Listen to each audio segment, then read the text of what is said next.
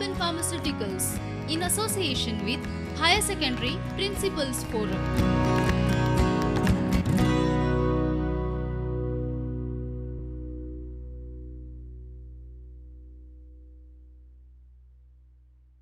Good day, students.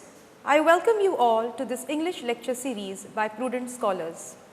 My name is Priyanka Pednekar, teacher in English at Saraswat Vidyalayas Purushottom Walawalkar Higher Secondary School, Mapusa. Here up on the screen, you can see some popular quotes that have been offered to us by an equally popular personality. A personality who has added revolutionary pages to the Indian history. A personality who has earned him a title, the father of our nation. I am sure you all must have guessed it right by now. I am referring to none other than our very own Mahatma Gandhi.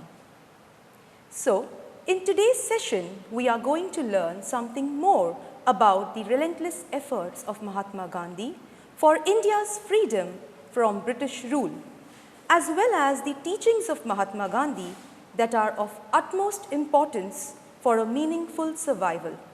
And we will understand all this through the snippets from Gandhiji's life experiences as expressed in the lesson Indigo by Louis Fisher from the prose section of your English textbook Flamingo. Students, I hope you are ready with your writing book as well as your English textbook while you listen to this explanation. Before we begin our journey, let us have a look at the roadmap. We will begin by acquainting ourselves with the author, followed by understanding the background to the story, after which we will have an insight into the lesson and simultaneously we will look at some new words and their meanings. As we move to the closure, we will have a recap in the form of a summary, and lastly important, we will look at some question and answers. Beginning with the author, this is Louis Fisher.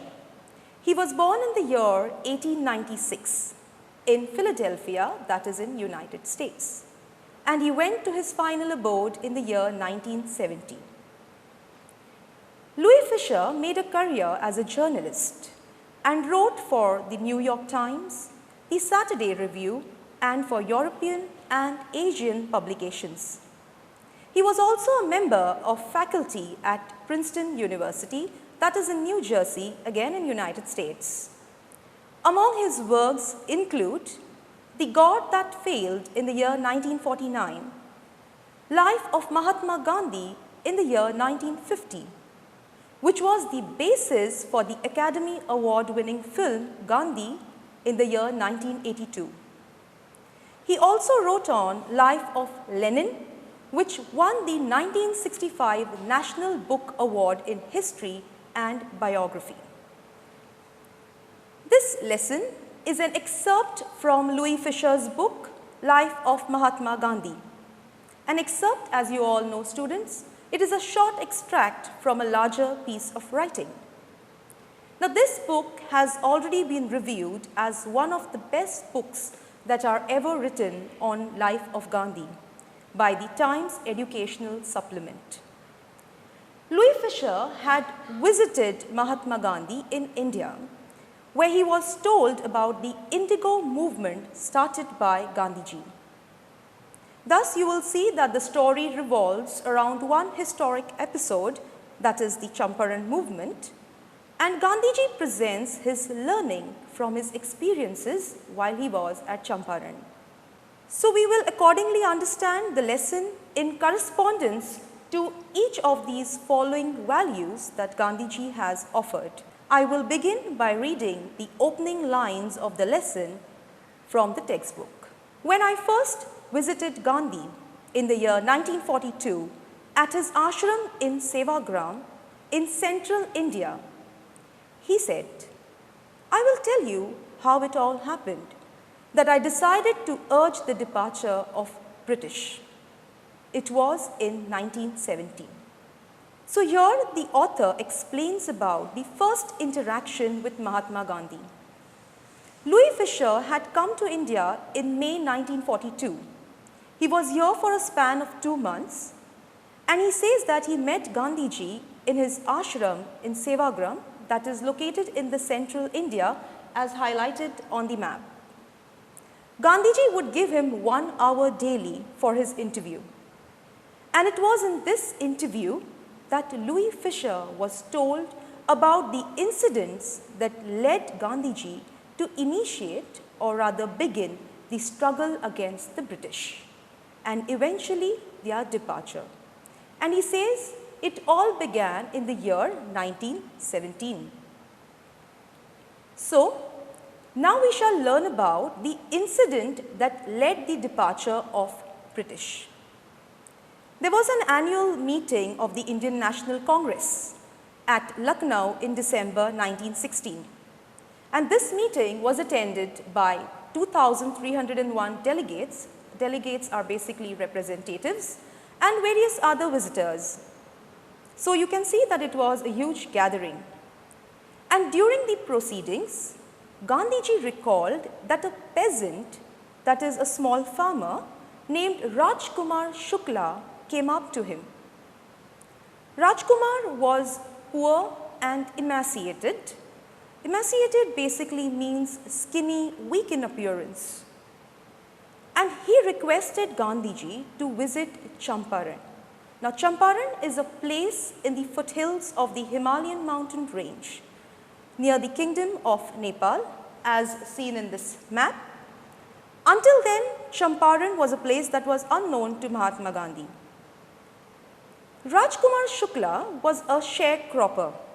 Sharecropper students were farmers who would give a part of their crop as rent to the owner of that piece of land that he would cultivate. In fact, as per an old agreement, maximum of the peasants in Champaran were sharecroppers. Rajkumar Shukla was illiterate, but he was resolute. Now, resolute means determined. So, what was he determined about? He was determined with a goal. And the goal was to find a solution for the sharecroppers who were facing hardships due to the injustice of the landlord system in Bihar. He had come to meet Gandhiji on someone's suggestion to seek Gandhiji's help in resolving the Champaran issue. Gandhiji often had a very busy schedule, so he informed Rajkumar about his visit to Kanpur and different other parts of India. Students, this is the spelling that was used by the Englishmen back then for the present day Kanpur, which is in Uttar Pradesh. Shukla didn't lose hope. Instead, he followed Gandhiji everywhere, even to his ashram, which was near Ahmedabad, that is his Sabarmati ashram. Up here on the screen, you can see the photograph of the Sabarmati ashram. Shukla just had one request before Gandhiji, and that was to fix a date to visit Champaran. Gandhiji was very much impressed with Shukla's tenacity. Tenacity is basically determination. And he granted Shukla an appointment.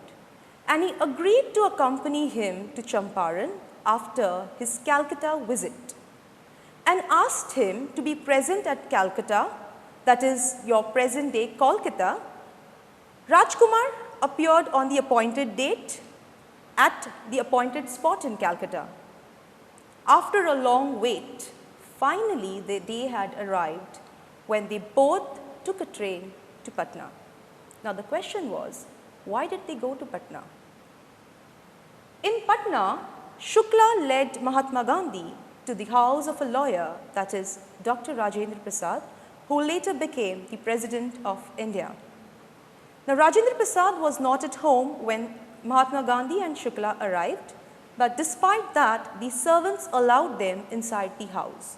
And this was because the servants knew Shukla as a poor yeoman. Yeoman is basically a farmer who owns a land and cultivates on that particular land.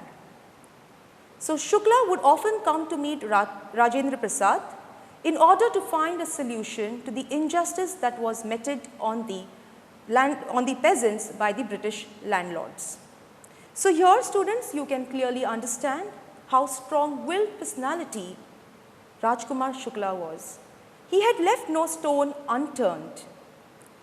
At the same time, in this episode, you can also see a social evil that was prevalent in India back then, and that was untouchability.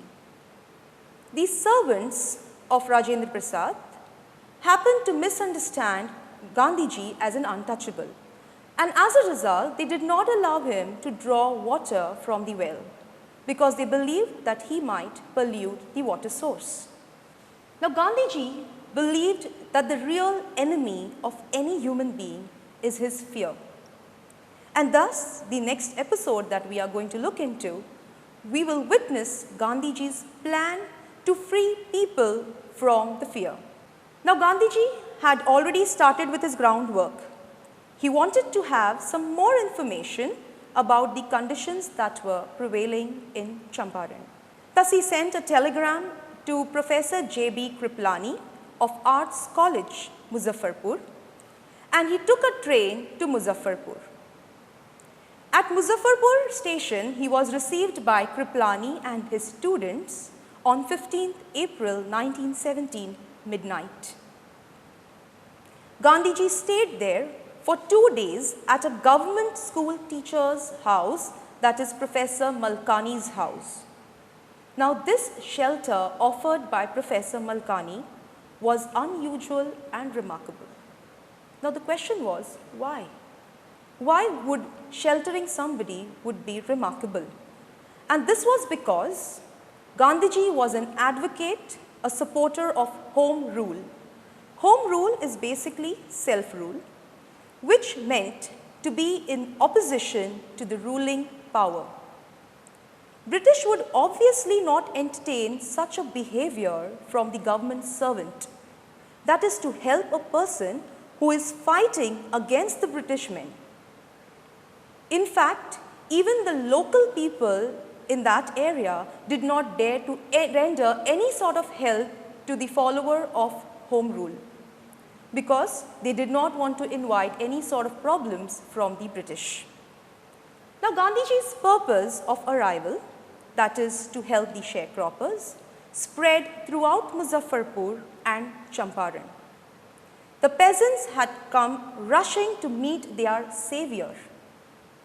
Gandhiji then met the lawyers who briefed them about the situation.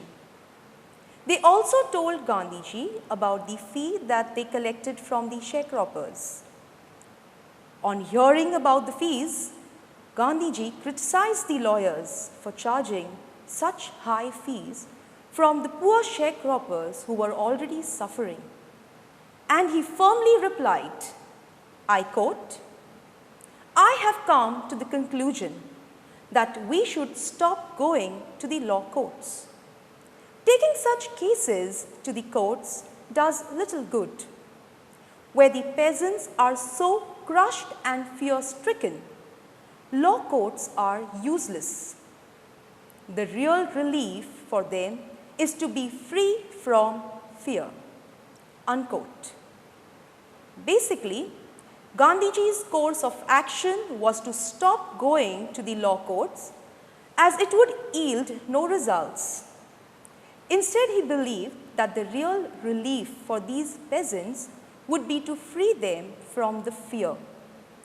And thus, there was an urgent need to free the peasants from fear of British.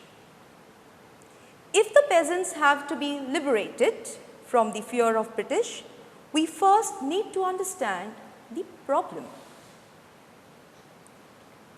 We will understand the gravity of Champaran issue in the upcoming episodes. By now, things were pretty much clear to Gandhiji. He had understood that most of the arable, that is the cultivable land in Champaran, was owned by the Englishmen, and the Indian tenants worked on the land. Now, Indian tenants is basically people who pay rent and they use the land. The landlord compelled, which means they forced all the tenants to grow indigo on 15% of the land cultivation, and the entire production of the indigo had to be given out as rent to the English landlords. This was under an old agreement. Over a period of time, the landlords came to know that chemical indigo, that is synthetic indigo, was being prepared in Germany, and they realized that synthetic indigo was much more cheaper in cost in comparison to the natural indigo. So they no longer depended on the indigo sharecroppers, but at the same time, they did not want to lose the rent that they were receiving from the sharecroppers. Therefore, they came up with a new agreement. Well, remember, they did not disclose the real motive behind the new agreement. Instead, they presented before the sharecroppers that the new agreement was in the favor of the sharecroppers. So the important question that arises is, what is this new agreement? As per the new agreement, the sharecroppers would be released from the 15% indigo cultivation, but with one condition. And the condition was that the sharecroppers would have to pay compensation for the indigo cultivation. Initially, this sounded as a very good deal to the sharecroppers, as they already found the cultivation of indigo really irksome, that is annoying. As you all have studied in your school, that indigo cultivation would lead to the loss of the fertility of the soil. As a result, except for a few, many signed this new agreement. So the release from the indigo cultivation in return of compensation was the new agreement. Whereas the old agreement said that the cultivating of the 15% of the land with indigo and then later giving it out as the rent. Now the ones who refused to sign the new agreement, they were even threatened by the landlords. It was very much later that the peasants understood the real motive of the landlords. Post this, they immediately demanded their money back. But as you know, the landlords refused to repay. So in the following incident, we will look at Gandhiji's experience in civil disobedience and its outcome. At this point, Gandhiji now arrived in Champaran and immediately visited the secretary of the British Landlords Association to gather some additional information concerning the matter. But he was denied on the basis of him being an outsider. On hearing this, Gandhiji really got very upset because he did not accept the fact that he could be addressed as an outsider in his own country, and he made it very clear to them. Gandhiji further met the commissioner of the Tirhut division, as Champaran was a district that was under the Tirhut division. Here too, Gandhiji was threatened by the commissioner and ordered to leave Tirhut immediately. Students, we are talking about Mahatma Gandhi. He would not give up so soon. He didn't leave the place. Instead, he proceeded to Motihari, accompanied by various other lawyers. During his stay, he also decided to go and see a peasant who had been ill-treated in a nearby village. While Gandhiji was on his way, he was ordered to return back to the town, and this time he was given an official notice ordering him to quit this movement and return. Gandhiji did not put his foot down and wrote back that he would disobey this order. As a result, Gandhiji got summons to appear in the court. Gandhiji was very swift in his actions. He immediately made a plan, telegraphed Rajendra Prasad, and asked him to come to Bihar along with some influential people. Likewise, he also telegraphed the whole matter to the Viceroy. Now, a Viceroy, students, is an authority who represents a king or a queen and rules on their behalf in another country. The moment the news of Gandhiji being in trouble reached the peasants, they all gathered in support of Gandhiji outside the court. Their spontaneous demonstration in thousands around the courthouse was the beginning of their liberation. Liberation from the fear of British. The officials were unable to control the crowd and they literally had to request Mahatma Gandhi to regulate it.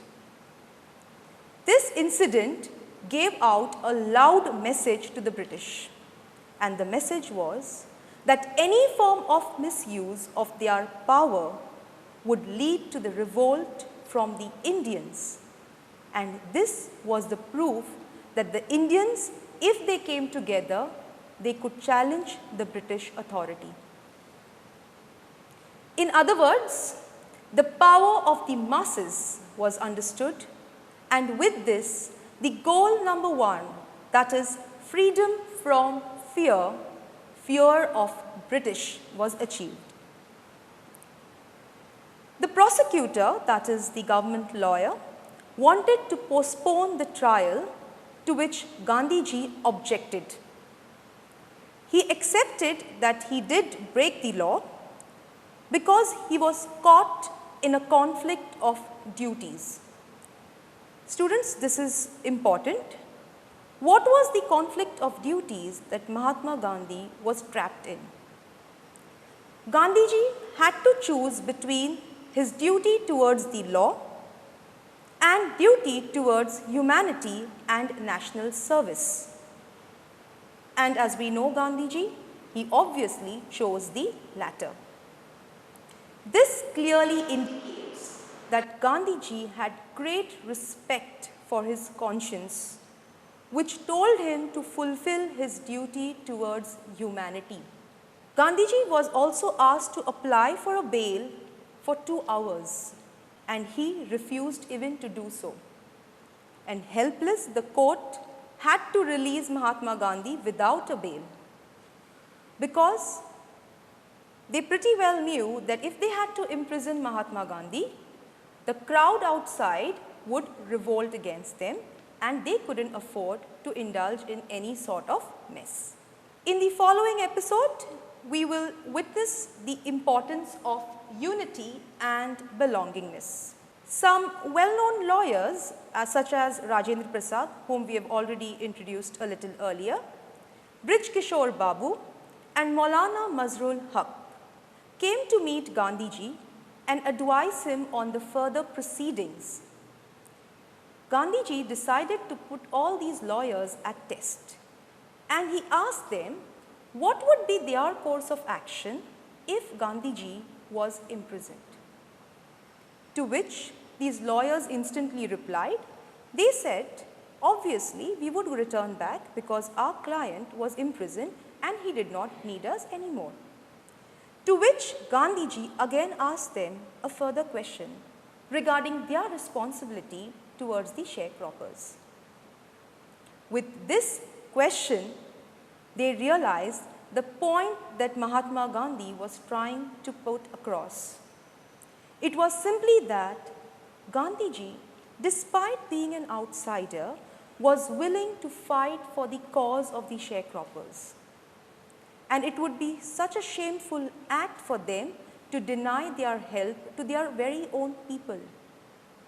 Finally, they collectively told Gandhiji that they too were ready to follow Mahatma Gandhi into the jail if need be in order to attain justice for the sharecroppers.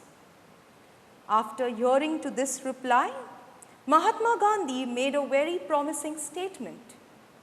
He said, "The battle of Champaran is won." Gandhiji believed this positive attitude of the lawyers to work as one, united for the cause of their own people, was itself the beginning of the victory in the battle of Champaran. In other words, it simply meant United we stand, divided we rule. Several days later, the magistrate sent a letter to Gandhiji stating that the Lieutenant Governor had ordered the case against Mahatma Gandhi to be taken back.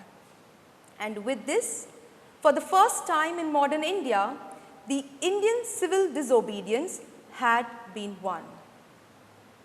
Civil disobedience, as you all know, students, is the refusal to obey the demands of a ruling power without resorting to any sort of violence. So Gandhiji's refusal to obey the government orders without indulging into any sort of violence had proved to be successful.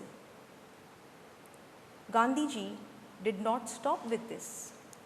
His purpose of visiting Champaran was yet to be attained. So he proceeded to conduct an inquiry into the grievances, that is the problems of the farmers. He recorded depositions, that is statements by 10,000 peasants and collected related evidences. The moment the landlords learnt about this, they were unhappy with it because they pretty well knew if Gandhiji gathered data, their false claims of seeking money from the peasants would be out. So in June, Gandhiji was summoned by the Lieutenant Governor, Sir Edward Gate, for conducting such an inquiry without the government's permission. When this summon came about, Gandhiji did not panic. Rather, before meeting Sir Edward Gate, he met his chief supporters and made plans for civil disobedience in case if he was put behind the bars once again. After having 4 long interviews with the Lieutenant Governor, finally Sir Edward Gate ordered the formation of a commission who would inquire into the matter of the peasants. The commission consisted of the landlords, the government officials, as well as Gandhiji, who was the representative of the sharecroppers. A lot of evidence was gathered against the landlords and it was thus expected. And as a result, the landlords, they were left with no other choice than to refund the money to the peasants. They expected that Gandhiji would demand full amount that they had illegally extorted, that is forcibly taken from the farmers. But to their surprise, they were asked to pay only 50%. But the landlords refused to pay even the 50% and they brought it down to 25%. Now the game plan here was, they believed that Mahatma Gandhi would not accept this low amount as the payment, and they realized that the case would keep on pending and as a result it would have been in their interest. But to their surprise, Gandhiji took them to this word and settled the refund amount to 25%. Monetarily, this seemed to be a loss, no doubt about that, but Gandhiji perceived this situation differently. He believed that this is the real victory of the peasants and big defeat of the landlords, as they had not only to refund the money, but the landlords also had to bow down before the peasants. And this was a big blow to the dignity of the whites. Eventually, the British planters even had to leave the property and return it back to the rightful owners, that is the peasants. And students, with this came the end of sharecropping. Well, that's not the end, but it is a new beginning for India and Indians. Champaran movement for Gandhiji did not end at this point. He wasn't satisfied with the political and the economic achievements that he had at Champaran in the form of peasants' issue being solved. He in fact looked at the larger picture of the situation and wished to solve the root cause of the problem. He believed that there was an urgent need to remove the cultural and the social backwardness that was prevalent in Champaran. In other words, he tried to prove that education is the golden key to the door of freedom. He tried to educate the people so that they can fight for their rights without any fear of any injustice or any supreme authority in time to come. Gandhiji requested some teachers such as Mahadev Desai and Narhari Parikh to render these services by educating the people. They readily agreed to offer their services at free of cost, and in fact there were many other volunteers who joined in to this noble cause. We all know, students, charity begins at home, and therefore it wasn't only the outsiders who were helping Mahatma Gandhi, but his own family members such as his wife Kasturbai and his son Devdas too arrived on the scene. They did open around 6 primary schools in 6 different villages to educate the people. Gandhiji at the same time was even unhappy with the health conditions of the people at Champaran. Therefore, he arranged some doctors who could volunteer to offer their medical services, and that too again at zero cost. And he did find some. Now, the medicines that were used to treat health issues were castor oil, quinine and sulfur. Gandhiji at the same time also learnt about the extreme poverty of the Champaran women, who would wear some dirty, filthy clothes. And later on Gandhiji learned that they did not have money to buy new clothes. But remember, they were compromising with their sanitation and their health. So as a result, Kasturbai, she started teaching the ashram rules on cleanliness and community sanitation to all these people. Gandhiji, as we all know, was extremely sincere towards his duties.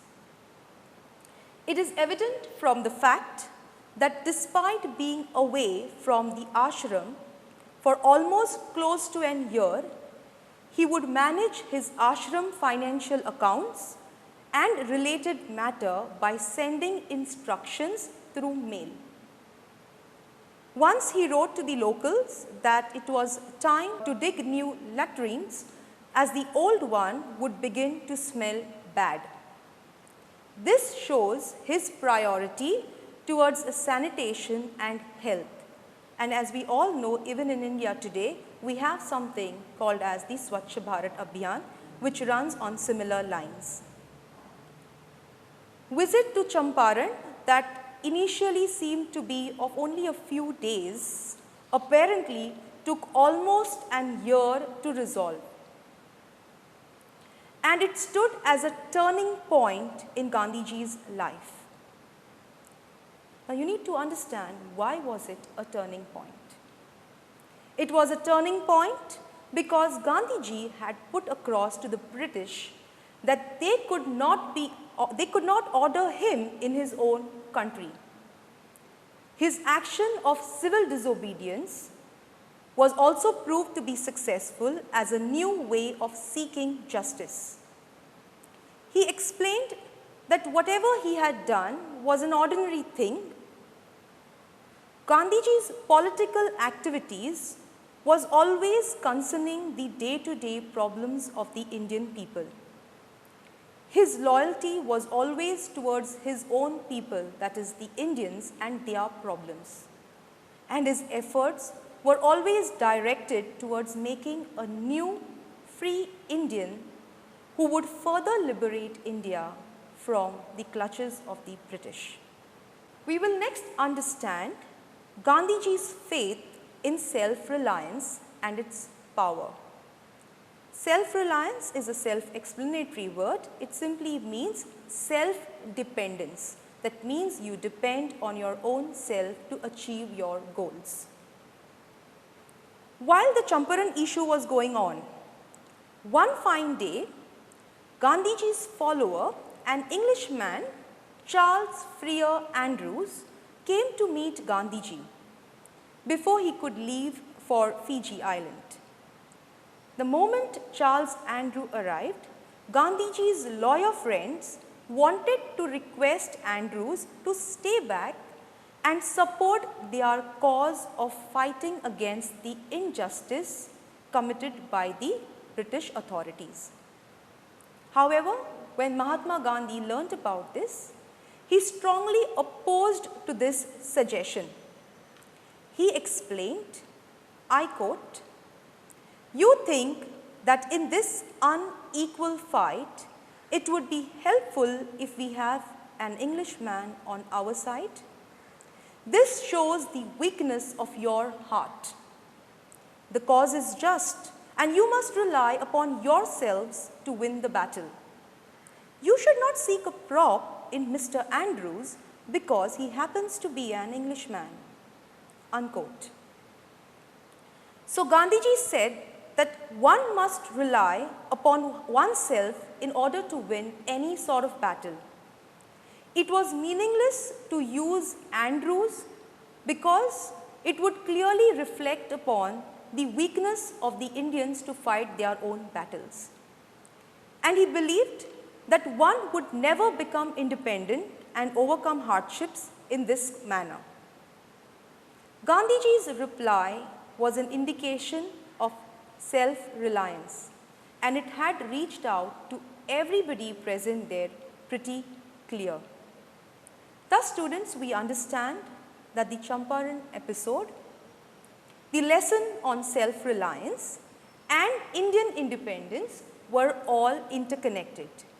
One led to the other.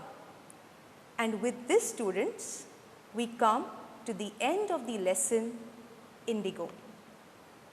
So let us now summarize all that we have heard throughout this session.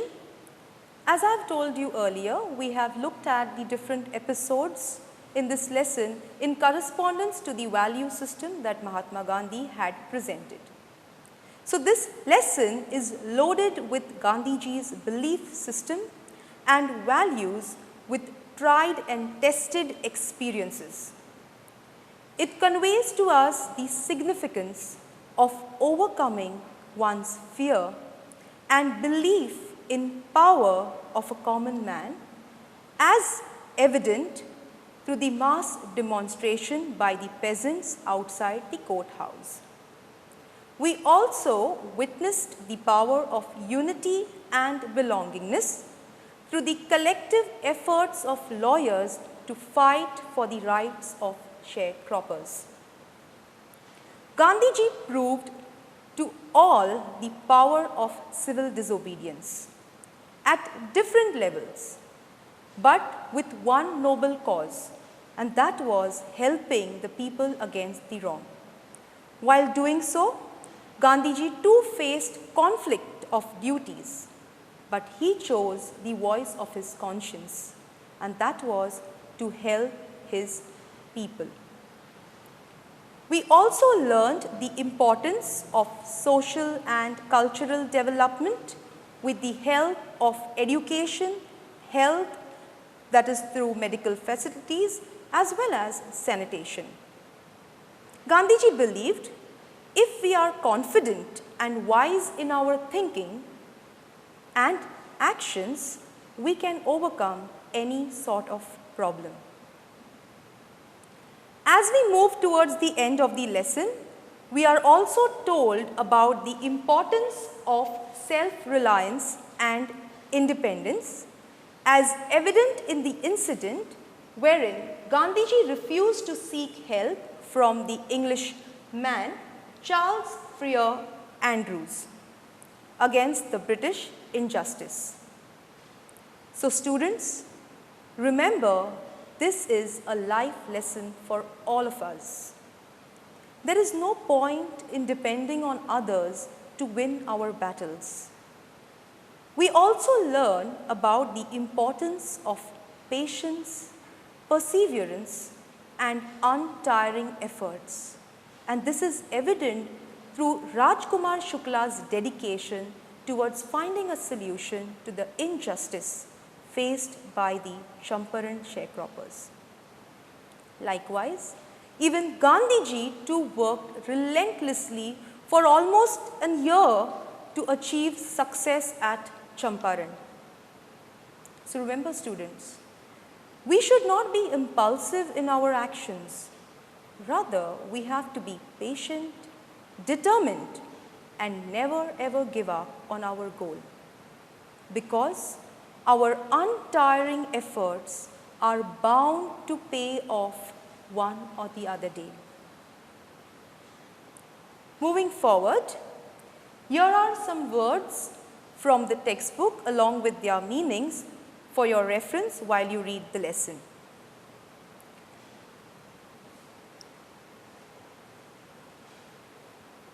Now, after having understood this lesson, we will move on to some question and answers.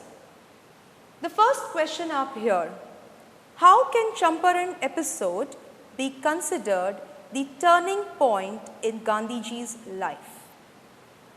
We have already discussed about this episode earlier. The answer to this is Champaran episode that began as a voice against the British injustice had built up courage and confidence of the peasants and helped Gandhiji to understand the efficiency of civil disobedience and non-cooperation as means of fighting injustice. The second question on the line: how does the episode of Champaran show that ordinary people too contributed to the freedom movement? Answer: the ordinary people stood with Gandhiji at every juncture. They flocked in thousands outside the court when they came to know that Gandhiji was troubled with the authorities. Their near presence was enough to scare the British authorities. Moving on, question number 3. Why did Gandhiji agree for the settlement of 25% refund?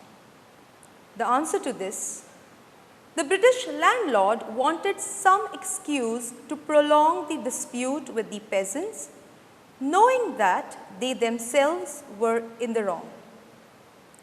Gandhiji proved too wise and ended the deadlock by accepting 25% and made the British compromise their pride. Moving on to the fourth question: what did the British planters try to do when they came to know that synthetic indigo had been developed by Germany? Answer: the British planters realized that it was no longer profitable to produce natural indigo, as synthetic indigo was much cheaper, so they tried to force the peasants to give them the compensation for not having to grow indigo. The last question on the line, that is question number 5. What did Gandhiji do to remove the cultural and the social backwardness in Champaran village? And the answer to it: Gandhiji appealed to the teachers, and several young and enthusiastic people came forward to teach. Devdas and Kasturbai taught rules on personal cleanliness and community sanitation. Gandhiji also got service of doctors to improve the health conditions. Students, please take note. Due to paucity of time, we have discussed only 5 questions. For additional questions, you may refer to your English textbook, as well as you can refer to online material or the Rajhans Preparatory Series or Sangati. With this, we have successfully completed our lesson Indigo. Students, I hope you have understood the details and noted some important points in your book. Thank you, students, and good luck. Prudent Scholars, powered by Lupin Pharmaceuticals. अब आपकी सुरक्षा आपके हाथों में। ल्यूपी safe hand sanitiser, आपका और Chennai super Kings का first line of defence. अब आपकी सुरक्षा आपके हाथों में। ल्यूपी सेफ हैंड सैनिटाइजर, आपका और चेन्नई सुपर किंग्स का फर्स्ट लाइन ऑफ डिफेंस। अब आपकी सुरक्षा आपके हाथों में। ल्यूपी सेफ हैंड सैनिटाइजर, आपका और चेन्नई सुपर किंग्स का फर्स्ट लाइन ऑफ डिफेंस।